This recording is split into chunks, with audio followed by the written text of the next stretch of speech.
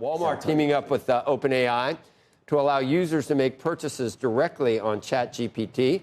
Joining us now with more on the rise of agentic commerce and its impact on the tech sector, Mark Mahaney, Evercore ISI, head of internet research. We can talk about this. We can talk about a lot of the recent scuttlebutt surrounding AI. It's moving forward. It's unstoppable, obviously.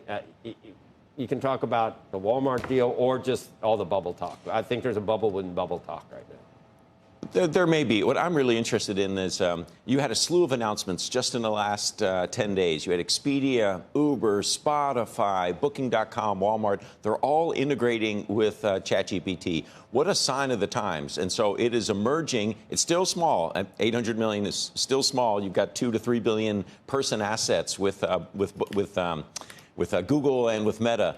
But, watch this space. And if those companies are seeing early on that they need to be integrated with ChatGPT, I think you're going to see a lot more companies come on. And there's a chance here that this dramatically changes the internet landscape and the tech landscape, in the space of for the next 2 or 3 years. Well, we had that discussion, and we were told that it's going to be not just a zero-sum game for get involved, Sorkin.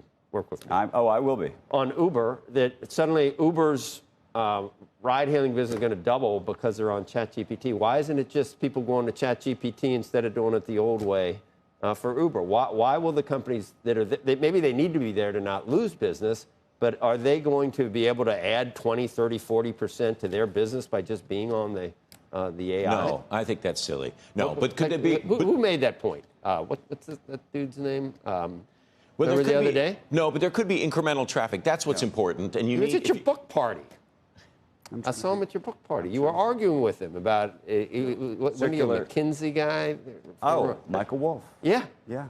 Remember? Yes, we were talking about all of these circular You looked at him deals. like he had three heads when he was saying it. Well, and then we had Jamie Dimon talk about it just yesterday in Washington, D.C. And what did he say? Does he say it's additive or it's just... Well, I think he was saying vendor financing unto itself is not... No, we're not talking about... We're talking about whether Uber being on ChatGPT doubles Uber's business. Right. That's the ultimate question. No, I don't think it does. But does it... actually, you should think about it more positively. For a name like a Booking, an Expedia, and eventually Amazon, too, probably, and a Walmart, this is just another customer acquisition cost channel. Who's paying who? Because we just had another retail analyst who was here saying, look, these retailers were all slow when the internet first launched. They let all these e-retailers come in and eat their lunch. They don't want to get caught in the cold again. Are they paying ChatGPT for this, and is it a lot of money? Eventually they will. I think what ChatGPT is going to do is, this is like Mark Zuckerberg in private.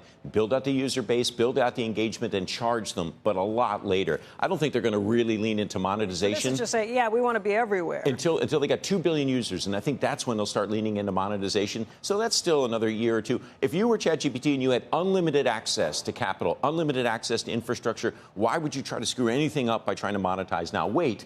Build up the traffic, build up the engagement. But the other side here is agentic commerce is coming. It doesn't mean it only occurs on ChatGPT. All of these, Amazon, all of these major platforms have to make... That sounds very monopolistic, what you were describing. We're going to let everybody come play with us, and as soon as we can, as soon as they need us more than we need them, we're going to turn on the screws and ramp it up. Turn on the screws, charge people. I don't know. I sort of view that. I mean, this is kind of what a Meta. Think about it. This is what Meta did. You use stories or you use threads and just build up the traffic, and then later on monetize. But first, build up the traffic, build up the engagement. But I think what's imperative for all these companies, you have to build out agentic commerce capabilities. You have to make sure that when I go to Uber, it's personalized, and I don't have to always go through the same prompts. Like, they should be able to automate it a lot better, personalize a lot better. All of these e-commerce experiences, these transaction experiences, need to be agentified, and I think they will be, by the way. So the agentic, there's not just one agentic commerce winner. There can be multiple ones, but companies need to make sure they invest in that technology now. And there's some companies that are doing a great job of this. You look at Amazon with this Rufus technology that they have. Like, they're trying to personalize. Look how much information Amazon has about you. They should be able to much better personalize the shopping experience, and I think they will. So anyway, I think that's the challenge. But going back to the issue, I think that we were talking to Michael Wolff about.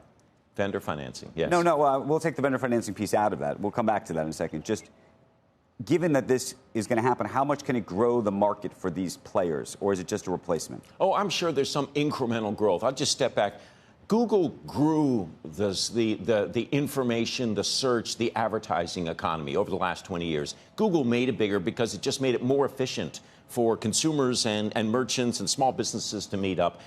ChatGPT is going to do the same thing. It'll be an accelerator. It's not going to double the market. But an accelerator for, the question I think is it an accelerator for Uber? Is it an accelerator for Lyft? Is it an accelerator for everybody? Because then you're just saying the entire pie is getting bigger.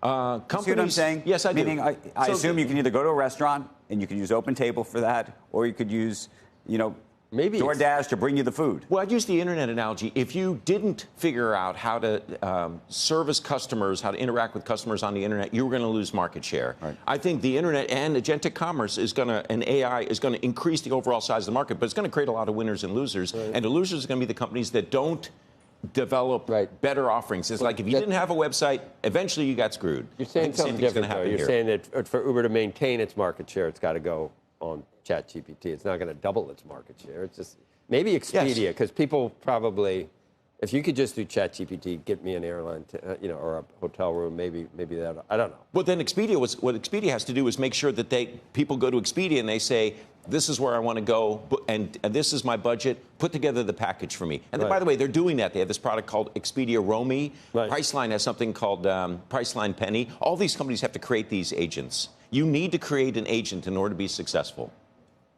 And where do you land on the vendor financing piece of this, the sort of round tripping? It's getting tricky, I'm not sure how I come out on it.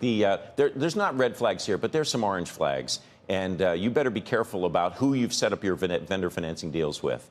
There's a few companies where it should be relatively safe. I think OpenAI is. I think they've got access. I don't know when. I think they've got almost limitless access to capital at this point. If they maintain the kind of growth that they're doing, and if they're rolling out the products that they're rolling out are extraordinarily good.